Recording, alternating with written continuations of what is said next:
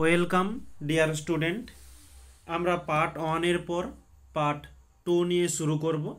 তো এই পার্ট 2তে আমরা যেসব কোশ্চেনগুলো সলিউশন করব, এখানে একটু ম্যাথমেটিক্যাল প্রবলেমগুলো বেশি রয়েছে, আর তাই ক্লাসটাও একটু লম্বা হতে যাচ্ছে। ওকে, তো তোমরা প্রস্তুত থাকলে জুড়ে থাকতে পারো। তো আমাদের পার্ট 1 পর পার্ট 2-র প্রথম প্রশ্ন 3.3, যেখানে বলছে কোনো প্রিজমের ন্যূনতম চ্যুতির শর্তটি উল্লেখ করো। এই যে অ্যান্সারটি দেওয়া হলো। অথবাতে বলছে কোনো বস্তুর প্রতিবিম্বের রৈখিক বিবর্ধন 2.5 এর অর্থ কী? এই যে অ্যান্সারটি এখানে দেওয়া হয়েছে। নেক্সট পরবর্তী কোশ্চেন বলছে একটি বৃত্তাকার পরিবাহী কুণ্ডলীর অক্ষ বরাবর রক্ষিত একটি দণ্ডচুম্বক উভয়কেই একই দিকে একই বেগে গতিশীল করা হলে কুণ্ডলীতে কোনো তড়িৎ প্রবাহ আবিষ্ট হবে কি? এই যে এখানে অ্যান্সারটি দেওয়া হলো। নেক্সট, লুইস ডট গঠন সহ নাইট্রোজেন অণুর গঠন ব্যাখ্যা করো। লুইস ডট তো দেওয়া হয়েছে, এখানে ব্যাখ্যা করার কথা বলছে, তাই একটু এখানে ভাষা দিয়ে লিখে নিতে হবে। অথবাতে বলছে সোডিয়াম ক্লোরাইডের বন্ধন Na এক বন্ধন Cl হিসেবে প্রকাশ করা যায় না কেন? তো এই কোশ্চেনটি আমরা গতকালও সলিউশন করেছিলাম।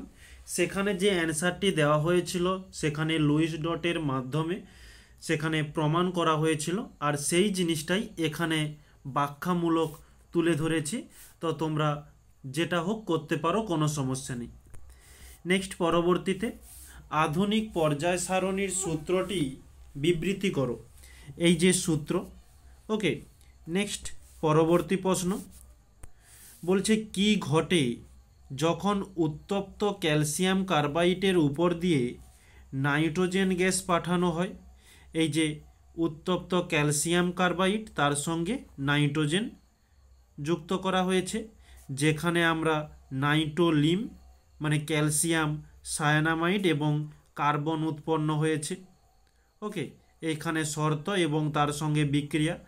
আর এই নাইট্রোলিম এটি কি বা এর ব্যবহার তোমরা প্রায়ই দেখেছো, এই কোশ্চেনটি দিয়ে থাকে তোমাদের।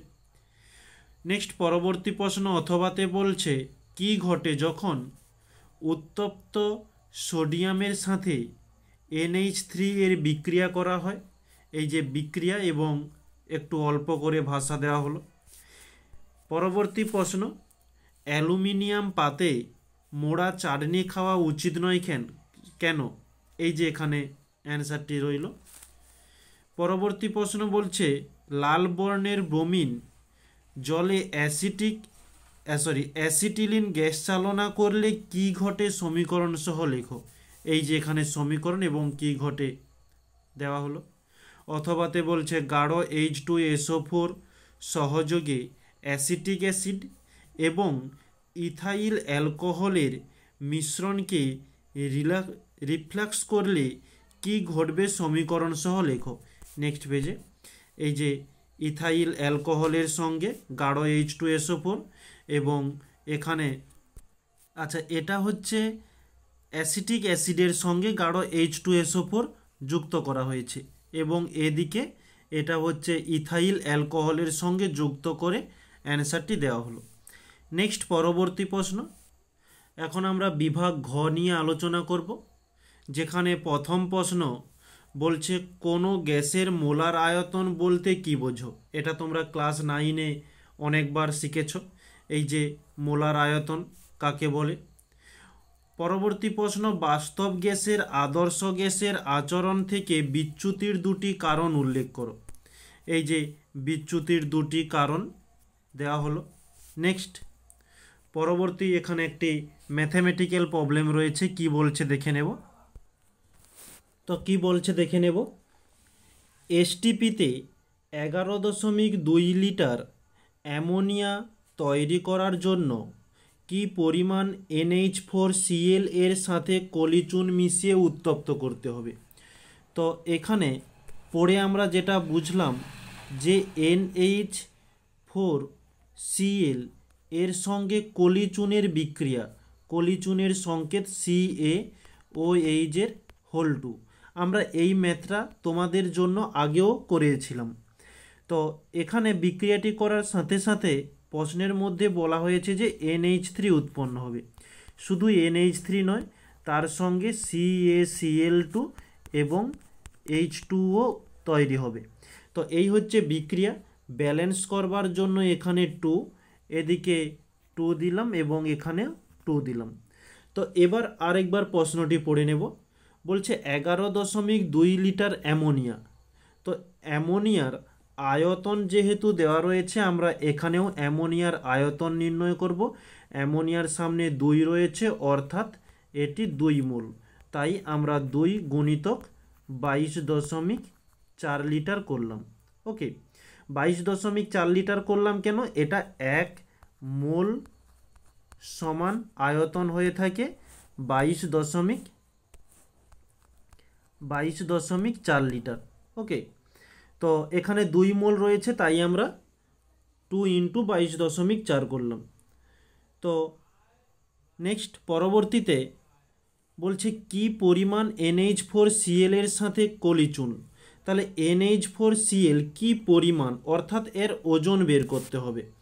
তো 2 থাকলো, N এর জন্য হয়ে থাকে 14 প্লাস H এর 1 × 4, এগুলো হচ্ছে আণবিক ভর, প্লাস Cl এর আণবিক ভর হয়ে থাকে 35.5। 2 14 প্লাস এদিকে 1 4 4 প্লাস 35.5। তো 2 গুণিতক এটা পুরোটা যোগ করলে আমরা পেয়ে যাব 3.5 গ্রাম। তো এটা তোমরা ক্যালকুলেশন করতে পারো বা যদি রাখো কোনো সমস্যা নেই। তো এটা ক্যালকুলেশন করে দিলেই হয়, কোনো এদিকে হচ্ছে তাহলে 50 এবং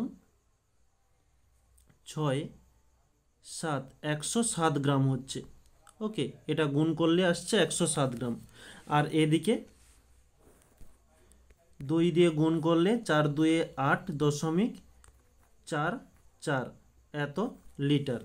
তো আমরা এখান থেকে লিখতে পারি যে 44.8 লিটার অ্যামোনিয়া NH3 তৈরি করতে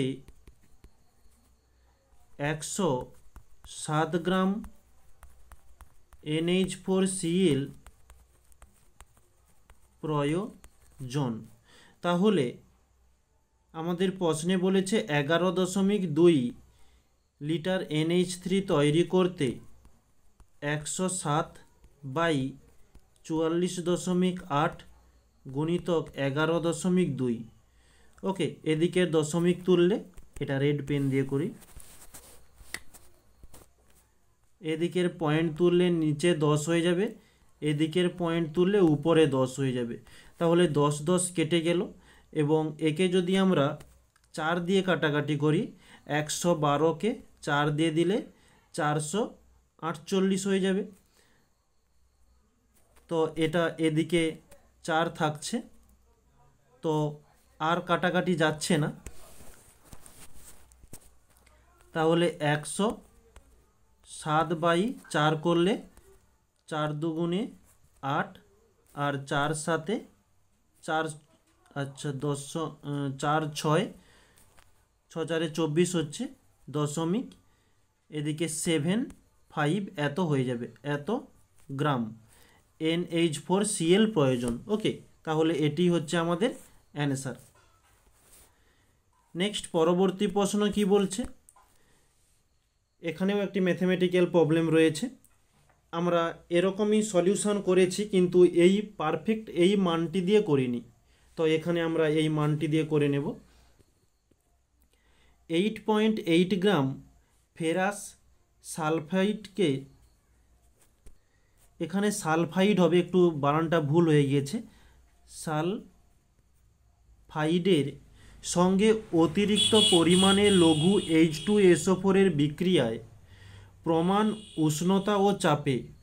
উষ্ণতা ও চাপে বলতে STPর কথা বলছে। কত লিটার H2S উৎপন্ন হবে। তো এখানে আমরা এই ফেরাস সালফাইডের সঙ্গে FeS এর সঙ্গে লঘু H2SO4 এর বিক্রিয়া করব, যেখানে আমরা FeSO4 এবং তার সঙ্গে H2S পাচ্ছি। তো আমাদের প্রশ্নের প্রথমেই বলছে 8.8 গ্রাম ফেরাস সালফাইড। তো ফেরাস সালফাইডকে গ্রামে প্রকাশ করা দেওয়া রয়েছে, তাই আমরাও এখানে ফেরাস সালফাইডকে গ্রামে প্রকাশ করব। Fe এর জন্য হয়ে থাকে 56, যেটা আমাদের প্রশ্নেই দেওয়া রয়েছে, প্লাস S এর জন্য 32। তো এটা যোগ করলে 6, 2, 8, এদিকে 5, 3, 8, তো 88 গ্রাম। নেক্সট পরবর্তীতে তারপরে বলছে যে কত লিটার H2S উৎপন্ন হয়। তাহলে H2Sকে লিটারে দেখতে হবে। H2S এর সামনে কিছু নেই, মানে 1 রয়েছে, অর্থাৎ 1 মোল, আর 1 মোল সমান 22.4 লিটার। ওকে, তো আমরা এখানে লিখে নেব যে 88 গ্রাম FeS থেকে STPতে 22.4 লিটার H2S উৎপন্ন হয়।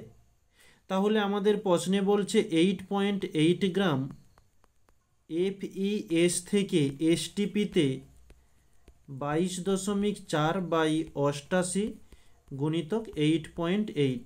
ওকে, এবারে আমরা এটা কাটাকাটি করলেই আমাদের অ্যান্সারটি নির্ণয় হয়ে আসবে। পয়েন্ট তুললে নিচে 10, এদিকের পয়েন্ট তুললে আরও একটি শূন্য, তো 88 কেটে গেল, অর্থাৎ আমরা নিচে লিখতে পারি যে 224। নিচে যেহেতু দুটো শূন্য রয়েছে, উল্টো দিক থেকে দুটো সংখ্যার পর দশমিক দিয়ে দিলাম। এত লিটার H2S উৎপন্ন হয়। ওকে, এটি হচ্ছে আমাদের অ্যান্সার।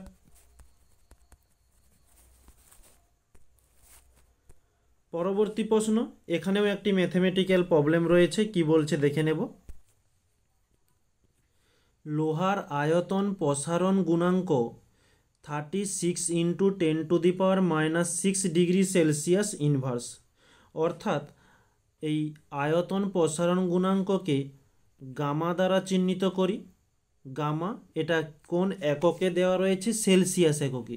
তাই গামা সি সমান 36 × 10⁻⁻6 ডিগ্রি সেলসিয়াস ইনভার্স।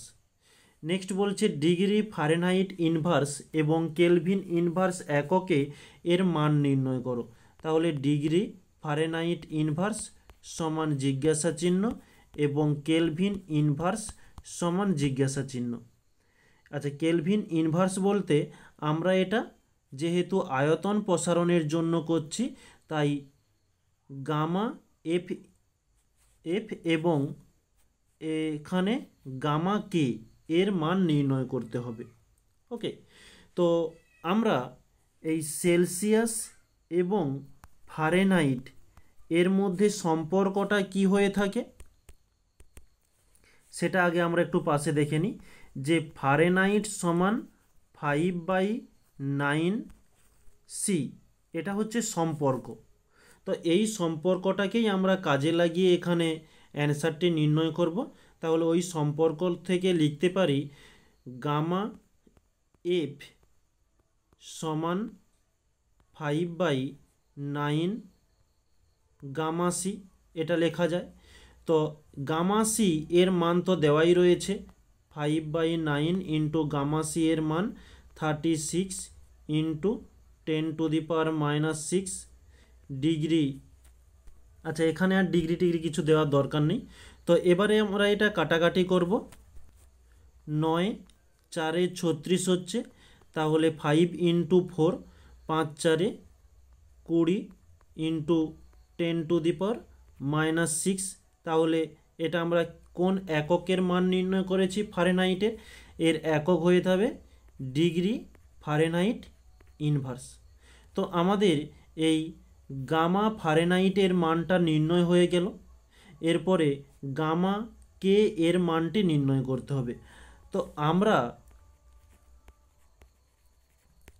আমরা জানি আয়তন প্রসারণের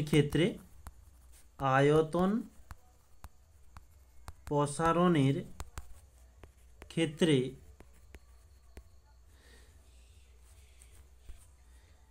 কেলভিন এককের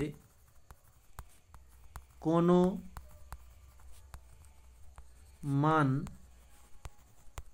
পরিবর্তন হয় না, অর্থাৎ এই গামা কেলভিন সমান গামা সি। তো গামা সি এর মান কত? 36 ইন্টু 10⁻⁻6। আর এটা কার মান নির্ণয় করেছি? কেলভিন এককে, অর্থাৎ কেলভিন ইনভার্স। এটি হচ্ছে আমাদের অ্যান্সার। তো দুটো অ্যান্সার চেয়েছিল, আমরা দুটো অ্যান্সারই নির্ণয় করলাম। এটা হচ্ছে ফার্স্ট অ্যান্সার, এটা হচ্ছে সেকেন্ড অ্যান্সার। ওকে, নেক্সট পরবর্তীতে অবতল দর্পণ দ্বারা কিভাবে অসৎ প্রতিবিম্ব গঠিত হয় তা চিত্রসহ বর্ণনা করো।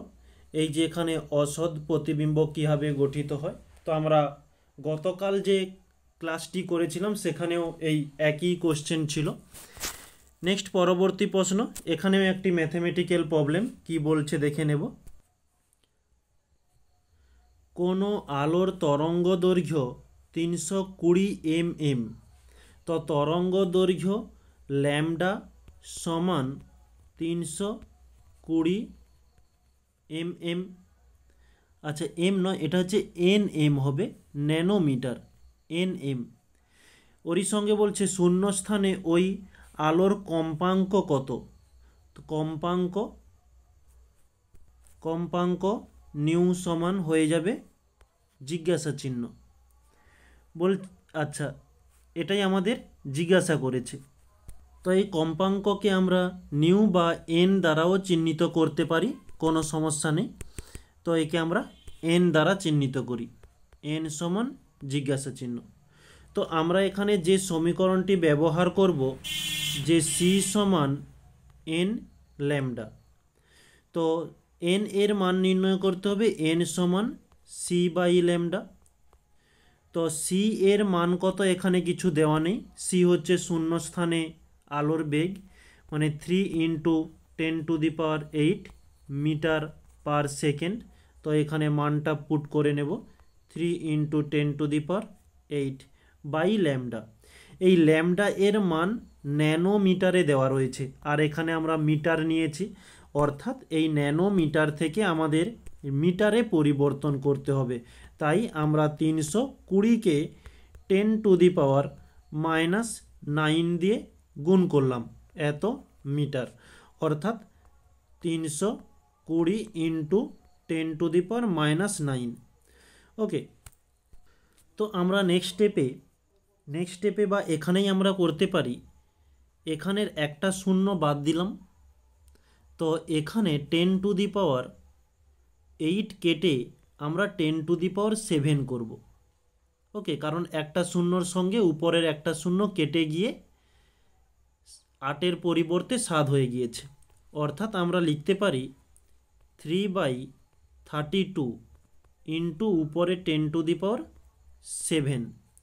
আবার নিচে 10⁻⁻9 যেটা ছিল, এটা উপরে উঠে গিয়ে 10⁻9 হয়ে যাবে, মাইনাসের পরিবর্তে প্লাস হয়ে গেল। নেক্সট পরবর্তী স্টেপ, 3কে আমরা 32 দিয়ে ভাগ করলে পেয়ে যাব যে 0.09375।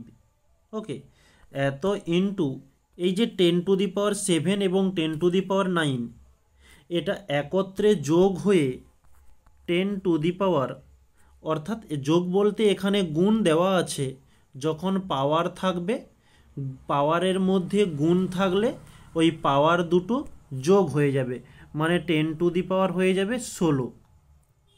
ওকে, তো এখানে আমরা লিখতে পারি, বা তোমরা এখানেই অ্যান্সারটিকে রাখতে পারো, বা এই অ্যান্সারটিকে একটু সাইজ করে গচ্ছিত করে লেখার জন্য এই দশমিকটাকে এই 9-এর উল্টো দিকে আনতে হবে।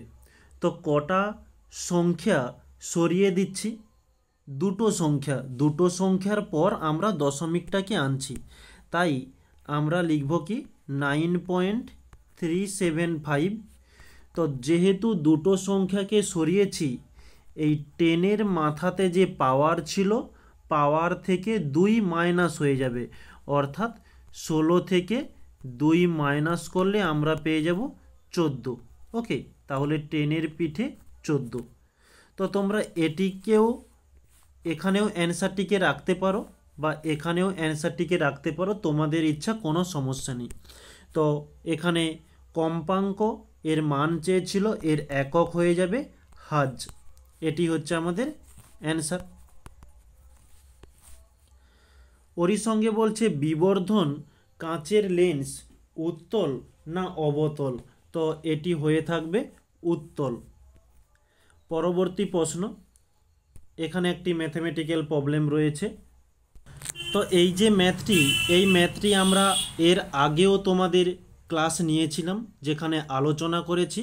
আজকেও যেহেতু ম্যাথটি এসেছে তোমাদের সামনে, এখানেও আমরা আলোচনা করে নেব। কি বলছে?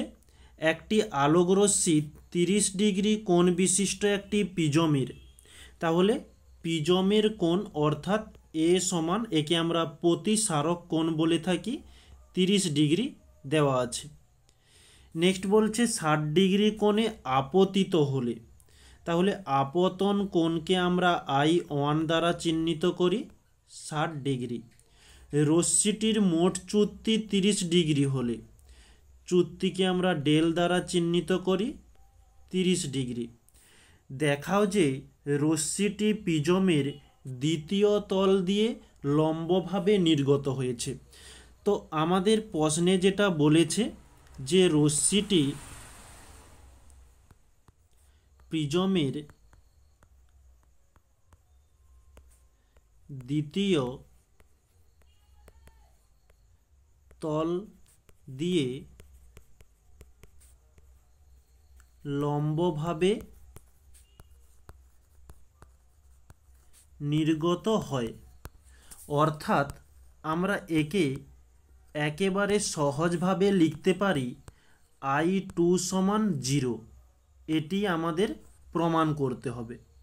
তো কিভাবে প্রমাণ করব?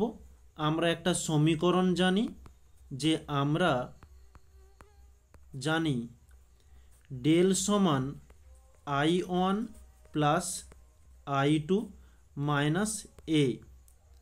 তো এখানে I2 সমান যেহেতু 0, এটা নির্ণয় করতে হবে, আমরা I2টাকে অপোজিটে নিয়ে যাব। তাহলে ডেল, এখানে প্লাস I1 রয়েছে, এদিকে এলে মাইনাস I1, এখানে মাইনাস এ রয়েছে, এদিকে হলে প্লাস এ, সমান I2। তো ডেল এর মান কত?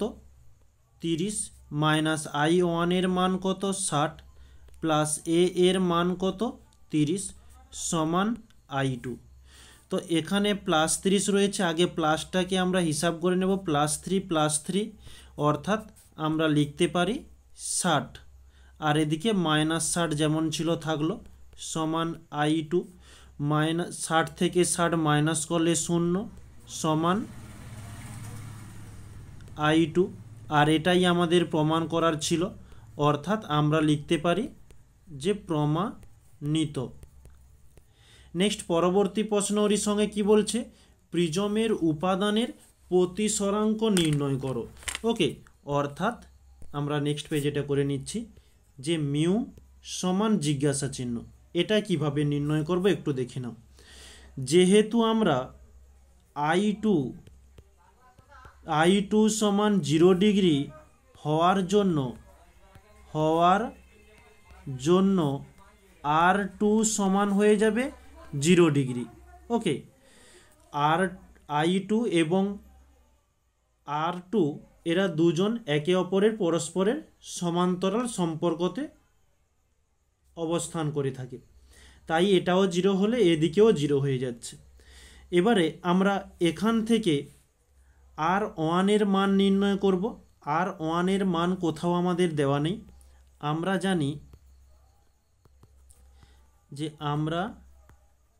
জানি A সমান R1 প্লাস R2। ওকে, আচ্ছা, আমরা R1টা কেন নির্ণয় করতে যাচ্ছি? আমরা মিউ এর মান নির্ণয় করব। তাহলে R1 এর মানটা নির্ণয় করার প্রয়োজন কি? যে মিউ সমান আমরা জানি সাইন I1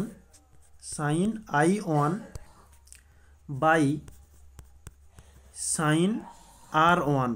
তো এই কারণেই আমরা এই R1 এর মানটিকে নির্ণয় করতে যাচ্ছি। ওকে, তো এর মান কত? প্রশ্নেই আমাদের প্রথমেই দেওয়া ছিল, যেটা 30 ডিগ্রি, সমান R1 এর মান তো নির্ণয় করতে হবে, প্লাস R2 এর মান আমরা এখানে 0 ডিগ্রি করেছি, অর্থাৎ আমরা লিখতে পারি অতএব R1 সমান হচ্ছে 30 ডিগ্রি। তো R1 এর মানটি পেয়ে গেলাম।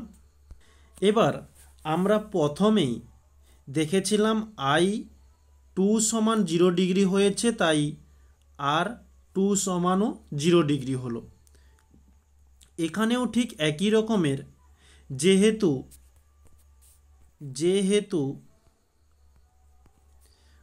R1 সমান 30 ডিগ্রি, তাই I1 সমান হয়ে যাবে 30 ডিগ্রি। এবারে আমরা যে সমীকরণটি লিখেছিলাম মিউ সমান sign I1 by sine R1, এই মানগুলো পুট করব। তো সাইন I1 এর মান এই যে 30 ডিগ্রি, সরি এখানে একটু মিস্টেক করে গেলাম, দোলের মারে চলে যাচ্ছি, একটু ক্যান্সেল করে দিচ্ছি, কারণ এইটা I2 সমান R2 হয়েছে বলে R1 সমান I2 হবে, এটা কিন্তু ঠিক নয়। ওকে, যেটা আমি তোমাদের প্রথমে বুঝিয়েছিলাম যে I2 সমান R2 হয়েছে, তাই I1 সমান R1 হবে, এটা কিন্তু ঠিক নয়। ওকে, এটা একটু ক্যান্সেল করে দিও, পুনরায় একটু বলছি। তো এই R1 সমান পুরো ক্লিয়ার, কোনো সমস্যা নেই। আমাদের I1 এর মান প্রয়োজন। I1 এর মান আমাদের প্রশ্নেই দেওয়া রয়েছে যে 60 ডিগ্রি, এই যে 60 ডিগ্রি দেওয়া রয়েছে।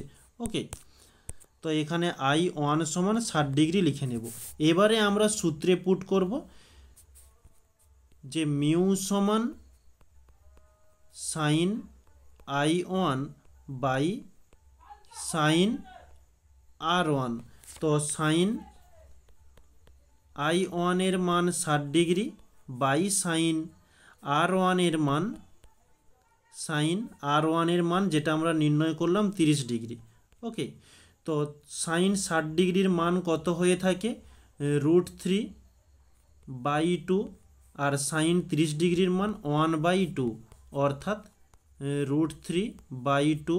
এদিকে ওই 2টা উপরে চলে যাচ্ছে, এদিকে নিচে যে হাফ রয়েছে এটা দেখলে 1, এদিকে 2 হয়ে যাচ্ছে, অর্থাৎ 2 কেটে গেল, √3। এটি হচ্ছে আমাদের অ্যান্সার। এটাই আমাদের নির্ণয় ছিল আমাদের। তাহলে প্রতিসরাঙ্ক কত হলো? √3। নেক্সট, পরবর্তী প্রশ্ন বলছে ফিলামেন্ট যুক্ত বাল্বে তড়িৎ শক্তির অপচয় হয় ব্যাখ্যা করো। এই যে ব্যাখ্যা করা হলো, ওরই সঙ্গে বলছে সবচেয়ে বেশি শক্তি সাশ্রয়কারী ল্যাম্প কোনটি? এই যে অ্যান্সারটি দেওয়া হয়েছে। পরবর্তী প্রশ্ন, এখানে একটি ম্যাথমেটিক্যাল প্রবলেম রয়েছে, কি বলছে দেখে নেব। প্রথম পরিবাহীর রোধ দ্বিতীয় পরিবাহীর দ্বিগুণ। আমরা এই প্রশ্নটিকে পড়ে বুঝলাম দুটো পরিবাহী রয়েছে, একটা হচ্ছে ফার্স্ট পরিবাহী আর একটা সেকেন্ড পরিবাহী। তো রোধের কথা বলছে R1, এদিকে R2 দিয়ে দিই। বলছে প্রথম পরিবাহীর রোধ দ্বিতীয় পরিবাহীর দ্বিগুণ, তাহলে দ্বিতীয়টা যদি R হয় তাহলে প্রথম হয়ে যাবে কত, R গুণিতক 2। নেক্সট বলছে পরিবাহী দুটির দুই প্রান্তের বিভব পার্থক্য একই হলে, তাহলে V1 সমান V এবং V2 সমানও V। ওদের মধ্যে তড়িৎ প্রবাহের অনুপাত কত হবে, তড়িৎ প্রবাহ মানে I1 সমান জিজ্ঞাসা চিহ্ন, এদিকে I2 সমান জিজ্ঞাসা চিহ্ন, দুটি মান নির্ণয় করেই তারপরে অনুপাত করে দিলেই চলবে। তো I সমান লিখতে পারি, I1 সমান লিখতে পারি যে V1 সমান R1, কারণ আমরা সমীকরণ তো জানি I সমান V/R, এই সমীকরণটাই থেকেই এটা আমরা লিখেছি। ওকে, তো V1 এর মান কত V, R1 এর মান কত R গুণিতক 2। নেক্সট পরবর্তীতে ঠিক একই রকমের V2/R2 সমান V2 এর মান V, R2 এর মান R। এবারে আমরা অনুপাত করব, যে প্রশ্নানুসারে I1 অনুপাত I2, I1 এর মান কত V/R ইন্টু 2 অনুপাত V/R। V কেটে গেল, R কেটে গেল, থাকলো 1/2 অনুপাত 1/1। এবারে আমরা কোণাকোণি গুণ করে নেব, তো এটা গুণ করলে কি হচ্ছে 1 ইন্টু 1 অনুপাত 1 2 হচ্ছে 2 1 2, তাহলে এটি হচ্ছে আমাদের অ্যান্সার। পরবর্তী প্রশ্ন কি বলছে, একটি 12 ভোল্ট টাংস্টেন ফিলামেন্ট বাল্বকে 12 ভোল্ট বিভব প্রভেদের উৎসের সঙ্গে যুক্ত করা হয়েছে, তাহলে কত ভোল্টের সঙ্গে যুক্ত করা হয়েছে, V সমান 12 ভোল্ট, আর বাল্বটাও ছিল 12 ভোল্টের, অর্থাৎ আমাদের যে কোনো একটি ভোল্ট নিলেই চলবে। তারপরে বলছে ল্যাম্পের মধ্য দিয়ে তড়িৎ প্রবাহ মাত্রার মান, তড়িৎ প্রবাহ মানে I, এর মান বলছে 3 অ্যাম্পিয়ার। বলছে নির্ণয় করতে বলছে ফিলামেন্টের রোধ R সমান জিজ্ঞাসা চিহ্ন এবং ল্যাম্পের ক্ষমতা P সমান জিজ্ঞাসা চিহ্ন। তো আমরা প্রথমত R এর মানটিকে নির্ণয় করব, তো R সমান আমরা জানি V/I, V এর মান কত 12 বাই I এর মান 3, 3 4 12 অর্থাৎ 4। R এর মান নির্ণয় করেছি, R এর একক হয়ে থাকে রোধ মানে ওহম। নেক্সট P এর মান নির্ণয় করব, P সমান লিখতে পারি V²/R, তো V এর মান কত 12, স্কয়ার আছে সূত্রে তাই দুবার করলাম। R এর মান আমরা এখানে নির্ণয় করেছি কত 4, অর্থাৎ 4 3 12, তাহলে 3 ইন্টু 12 করলে আমরা 12 3 36। তো P এর একক হয়ে থাকে ওয়াট, এটি হচ্ছে আমাদের P এর মান, নির্ণয় হয়ে গেল দুটো একক। নেক্সট পরবর্তী প্রশ্ন বলছে কোনো তেজস্ক্রিয় মৌল থেকে আলফা কণা নির্গমনে নতুন মৌল সৃষ্টি হয়, কিন্তু গামা রশ্মি নির্গমনে নতুন মৌলের সৃষ্টি হয় না কেন? এই যে আলফাতে নতুন মৌল সৃষ্টি হয় কেন, এই মাঝের কয়েকটা লাইন বাদ দিয়ে দিও, এটা হচ্ছে বিটার গল্প বলেছে, আর এই যে গামার নতুন মৌল সৃষ্টি হয় না কেন। নেক্সট ওরই পরে বলছে তেজস্ক্রিয়তার একটি ব্যবহার লেখো, এই যে তেজস্ক্রিয়তার একটি ব্যবহার তুলে ধরা হলো। নেক্সট পরবর্তী প্রশ্ন, মোজলের পরীক্ষায় গুরুত্বপূর্ণ সিদ্ধান্ত কি? এই যে সিদ্ধান্ত, পর্যায় সারণীর ক্ষেত্রে এই সিদ্ধান্তের গুরুত্ব কি? এই পর্যায় সারণীতে সিদ্ধান্তের গুরুত্ব কি দেওয়া হলো। অথবাতে বলছে কোনো মৌলের পরমাণুর আয়নাইজেশন শক্তি বলতে কি বোঝো? এই যে আয়নাইজেশন শক্তি বা আয়নন বিভব একই জিনিস। ওরই সঙ্গে বলছে Li, Rb এবং Kna এদের মধ্যে আয়নাইজেশন শক্তির ঊর্ধ্বক্রমে সাজাও, তো এটা এখানে করে দিচ্ছি। প্রথমে হয়ে যাবে Li, তারপরে Na, তারপরে K, তারপরে হচ্ছে Rb, এদের পরমাণু ক্রমাঙ্ক বৃদ্ধির সঙ্গে সঙ্গে আয়নাইজেশন শক্তিও ধীরে ধীরে বৃদ্ধি পাবে। পরবর্তী প্রশ্নতে বলছে ধাতব তারের মধ্য দিয়ে তড়িৎ প্রবাহ এবং তড়িৎ বিশ্লেষ্যের সময় তড়িৎ বিশ্লেষ্যের মধ্য দিয়ে তড়িৎ পরিবহনের মধ্যে দুটি পার্থক্য লেখো। এখানে তিনটি পার্থক্য তুলে ধরা হলো। নেক্সট বলছে তড়িৎ বিশ্লেষণ পদ্ধতিতে কপার ধাতুর বিশোধনে অবিশুদ্ধ কপার দণ্ড কোন ইলেকট্রোড রূপে ব্যবহার হয়ে থাকে? এটি হবে অ্যানোড হিসাবে। অ্যানোড হিসাবে অবিশুদ্ধ কপার ব্যবহার হয় এবং ক্যাথোড হিসাবে বিশুদ্ধ তামার পাত ব্যবহার হয়ে থাকে। নেক্সট হেবার পদ্ধতিতে অ্যামোনিয়ার শিল্প উৎপাদনে যে রাসায়নিক বিক্রিয়া ঘটে সেটির সমিত রাসায়নিক সমীকরণ লেখো। এই যে সমীকরণ, এই পদ্ধতির শর্তগুলি লেখো। এই যে শর্ত, অথবাতে বলছে স্পর্শ পদ্ধতিতে H2SO4 এর শিল্প প্রস্তুতির সমীকরণগুলি শর্তসহ লেখো। এই যে সমীকরণ এবং তার সঙ্গে শর্ত, এইগুলো এই ভাষাগুলো হয়ে যাবে শর্ত। নেক্সট বলছে একটি হাইড্রোকার্বন বিক্ষিপ্ত সূর্যালোকে ক্লোরিনের সঙ্গে প্রতিস্থাপন বিক্রিয়ার প্রথম ধাপে মিথাইল ক্লোরাইড উৎপন্ন করে। কার্বোহাইড্রেটটি কি? তো কার্বোহাইড্রেটটি হয়ে যাবে মিথেন, CH4। নেক্সট বলছে বিক্রিয়াটির প্রথম ধাপের সমিত রাসায়নিক সমীকরণ লেখো। তো সমীকরণটি হয়ে যাবে CH4 প্লাস Cl2 CH3Cl।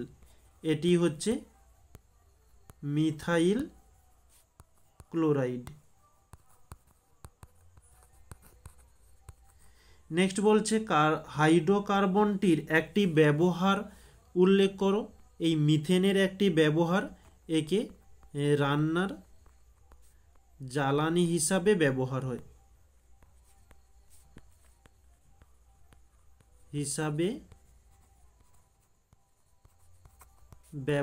হয়। ওকে, নেক্সট পরবর্তী প্রশ্ন অ্যাসিটিলিনের সঙ্গে হাইড্রোজেনের জুট বিক্রিয়ায় শর্ত উল্লেখ সহ সমিত রাসায়নিক সমীকরণ লেখো। এই যে রাসায়নিক এবং শর্ত বলছে এলপিজি এর ব্যবহার। এলপিজি এর ব্যবহার কি হবে? এটিও রান্নার জ্বালানি হিসাবে ব্যবহার হয়।